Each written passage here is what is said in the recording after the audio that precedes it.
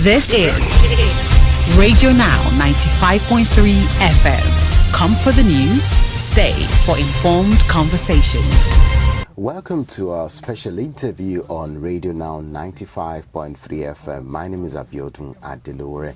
Our guest today is Feranmi Iyanda, Director of Programs, StepUp Nigeria. You're welcome. Thank you very much. Yes, before we move further, can we get to know you more? Okay. I'm Feranmi Iyanda. I'm Director of Programs, StepUp Nigeria. StepUp Nigeria's headquarters is in Abuja, but we do have an office in Lagos here. Incidentally, today, StepUp Nigeria is celebrating 6 years. So we're 6 years old today. It's our anniversary. And it's been 6 years of raising the younger generation to tackle corruption and act with integrity. And we're excited to share some of those stories with you. By way of introduction for myself, I'm a development practitioner, an anti-corruption education specialist, and I'm also the host of StepUp Nigeria's podcast. I noticed the byline on your site which says building bridges for improved governance to tackle corruption and improve service delivery. Would you like to talk about it? Okay. So StepUp Nigeria's philosophy is that fighting corruption is everybody's business. It's not something to be left to the anti-corruption agencies alone. It's not something to be left to government alone, but it's something that all citizens must actively participate in. Our philosophy starts from our belief that tackling corruption begins with what we teach our children, because we think it's important to build future leaders to act with integrity, not negating the current leadership or people who are in the older generation, but understanding that the future of Nigeria rests in the hands of the leaders that we will have in 20, 30 years if we believe that the current set of leaders are incapable of leading us with integrity. It's our responsibility to ensure that we're grooming the next generation to be persons who will shun corruption and act with integrity. Our second key focus is on improving service delivery in communities.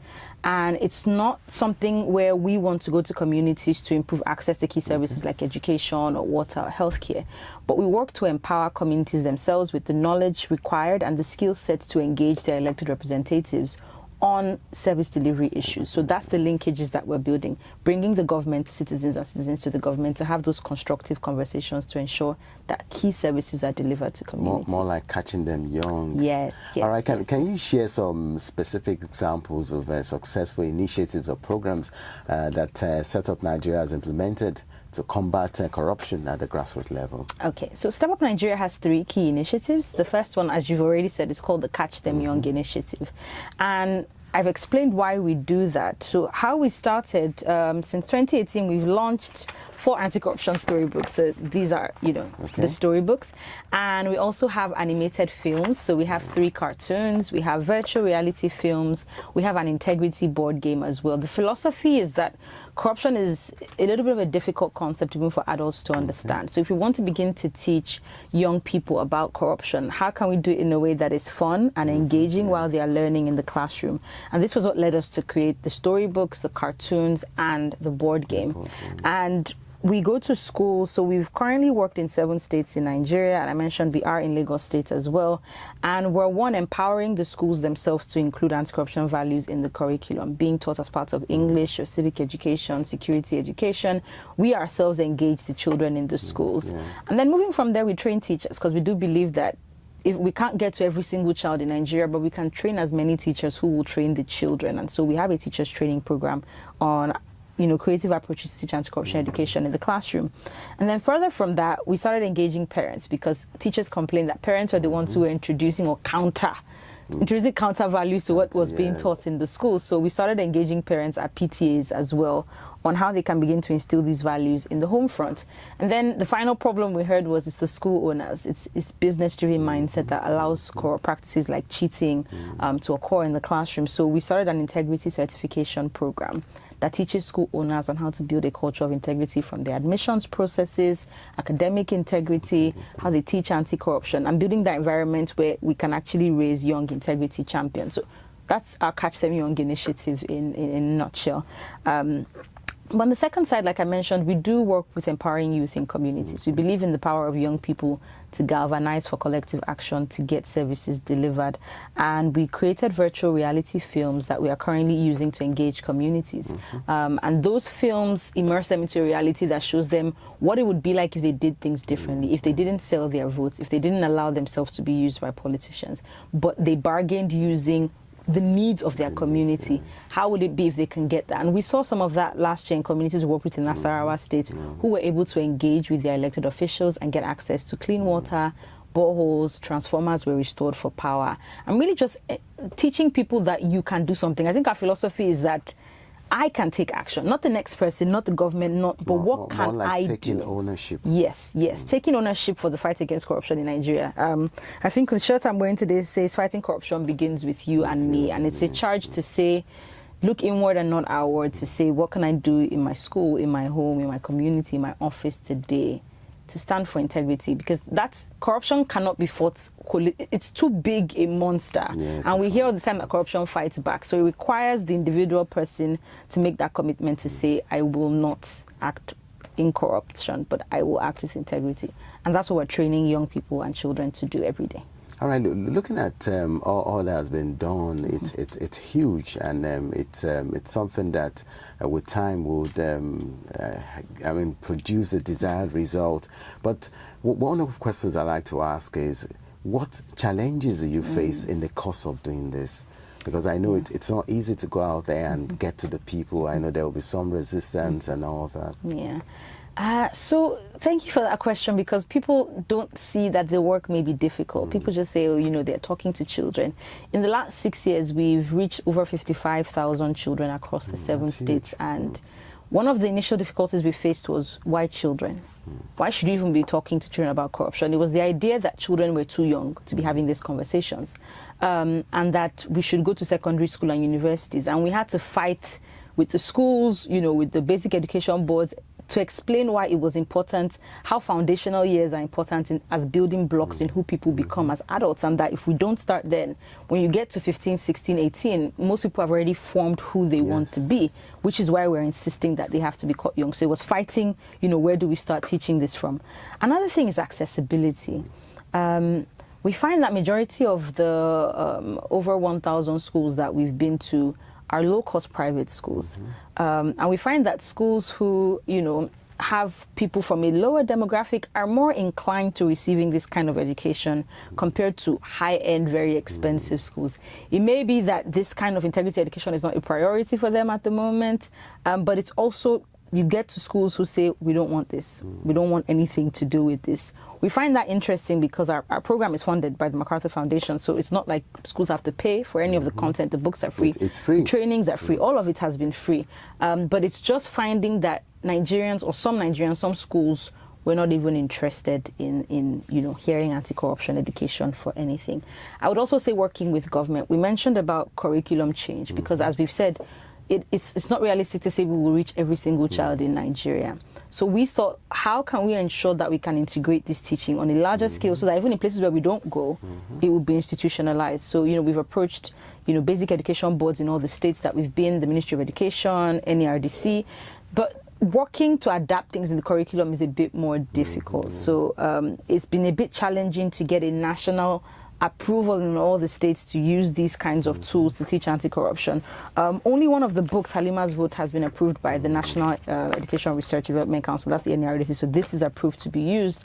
But we found that it was easier to work state by state. So we had to go Lagos State's Ministry of Education curriculum department. Here are the books. Here's how it can be used. So it had to be, that sort of has slowed down what could have been a more rapid change or effect if we could have achieved that nationally. But it's been challenging, which is why we're working at the state level. Of course, there's bureaucracy a bit more at the national level. And yeah, we would hope we would have the level of funding to reach a lot more children than we have. Yes, 60,000, is a lot. 55,000 when you add the parents and the teachers, over 3,000 teachers as well. All of that We wish we could do more, and we're hopeful that we'll continue to do more in the next couple of years. But those, in a nutshell, are some of our major challenges. All right. How important is the role of education in shaping attitudes towards corruption, and what strategies does StepUp Nigeria employ to educate? I know you have the book and some other materials. Yeah. I will say education is the foundation of every society. What we believe as individuals will drive how we think, what we do, what we don't do. And a person who is not educated at all is a danger to society compared for the people who have been educated, which is why even with the largest number of out-of-school children in Nigeria, we keep clamoring that all children need some education, because the children who have been left behind will pose to be a risk tomorrow. Which is why we also have tools targeted at children with disabilities. So we have Braille books for children who are blind. We have books for the children who are deaf. We have an audio book also for blind children. And then part of our engagement goes beyond schools. We've actually so far engaged over 4,000 out-of-school children, from our Almajiri centers to IDP camps to orphanages, ensuring that really we're reaching every child and no child is left behind. Because if you teach the children in school, the children out of school will still join them as politicians tomorrow, and so we have to get to everyone. But I do think education is important. We need education reforms in Nigeria in general, but I do think if we don't take integrity education seriously, there's a foundational problem where social norms have been broken. What is wrong is right. The popularity of fraud and Yahoo as an acceptable way of living, the praising of politicians who use stolen loot to oppress the poor, it's that there's a problem with the way that we think. And the only way to change the way we think is education, it's sensitization. And to follow your second question, our approach, which we've seen has worked, is storytelling. We believe that stories have the power to change hearts and minds and behaviors. Impactful stories. And it may be storybooks, it may be films, it may be cartoons, we have the virtual reality, different tools tailored to different demographics. But I do believe showing people the possibility of a different future if they take a different course of action can inspire them to do that very thing, can show them that it's not impossible, it can be done.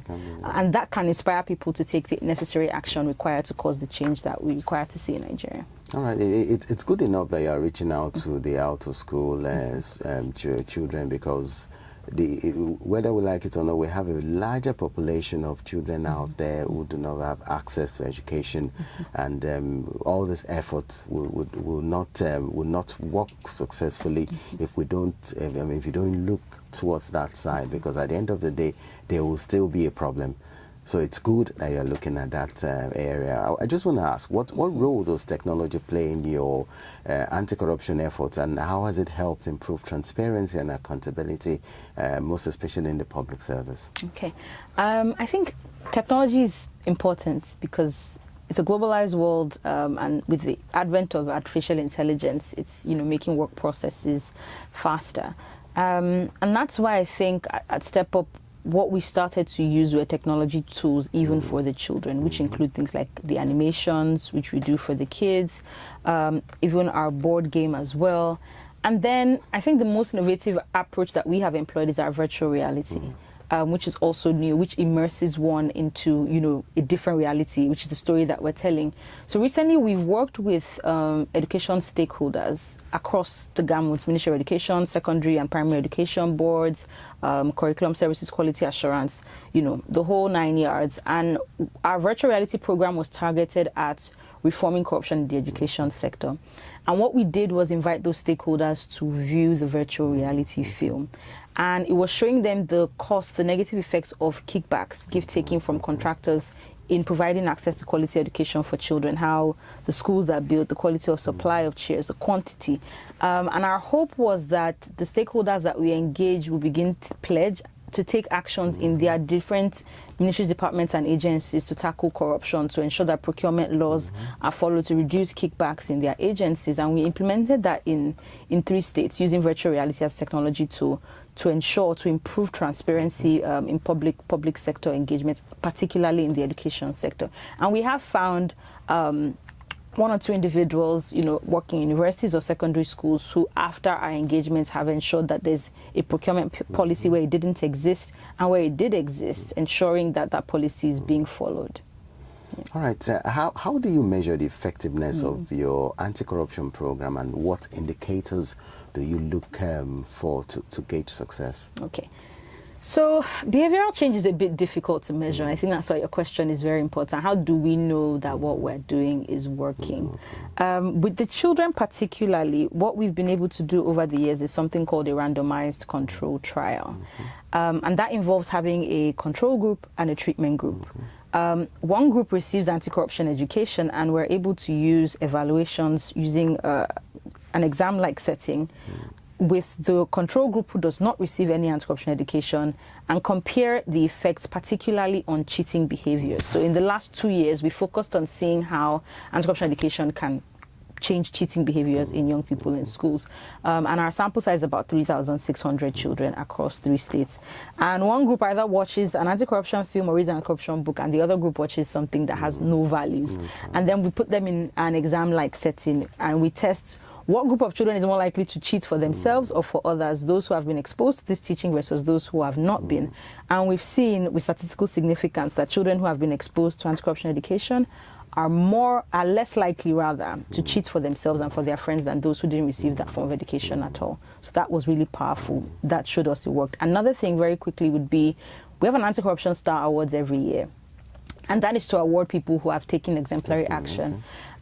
So the awards also tells the stories. We have the stories of individuals, young people who have stopped their parents from paying bribes, young people who have reported people who came to their parents' office to do interviews and have bribed, young children who have written letters to the president about reducing corruption in Nigeria, young people who have stopped teachers from collecting bribes from children, for favoritism in the exam halls. Actual stories of individuals which we tell at our awards also shows us that it works, because the beneficiaries call our hotline every day to tell us these are the changes that we're seeing. Parents calling to say my children's behavior has changed at home. Lying has reduced. Stealing has reduced. Schools are more orderly. Children are now obeying school rules and regulations. These are changes that we can actually observe and have been reported to us, and so we know that the model is working. I think the success story is quite inspiring. So what advice would you give to individuals and communities who want to take an active role in promoting transparency and fighting corruption in their own areas? I would say start now. Everyone is looking for a big platform, something gigantic to start, some big amount of funding, some big publicity or press. But I think the encouragement we would give at StepUp is start now, because you matter.